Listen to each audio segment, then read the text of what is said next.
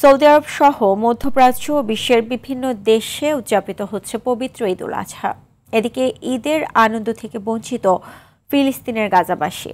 হামলা চালিয়ে ঈদের আগের দিনও হত্যা করেছে দখলদার ইসরায়েল। এবারও স্বজন হারানোর বেদনা আর ক্ষুধার জ্বালাতেই কাটছে গাজাবাসীর ঈদের দিন। বিস্তারিত রাকিব হাসানের রিপোর্টে। মধ্যপ্রাচ্যের সৌদি আরব সহ বিশ্বের বিভিন্ন দেশে আজ উদযাপিত হচ্ছে ঈদ উল আজহা।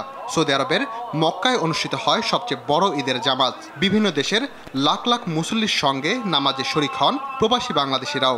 ঈদের নামাজ ও পশু কোরবানির মাধ্যমে ত্যাগের এই উৎসব উদযাপন করছেন কোটি মুসলমান। সৌদি আরব ছাড়াও সংযুক্ত আরব আমিরাত, ওমান, কাতার সহ মধ্যপ্রাচ্যের প্রায় সব দেশে ঈদ উল আজহা উদযাপিত হচ্ছে। ভৌগোলিক অবস্থান অনুযায়ী ঈদের আনুষ্ঠানিকতা সবচেয়ে আগে শুরু হয় অস্ট্রেলিয়ায়।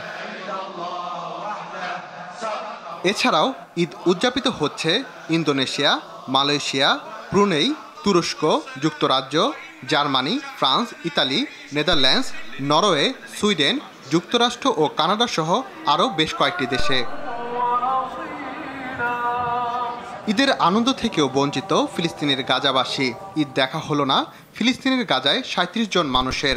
বর্বর হামলা চালিয়ে ঈদের আগের দিন তাদের হত্যা করেছে দখলদার ইসরায়েল। এবারও ঈদের দিন স্বজন হারানোর বেদনা আর ক্ষুধার জ্বালাতেই কাটবে গাজাবাসীর ঈদ। রাকিব হাসান, RTV।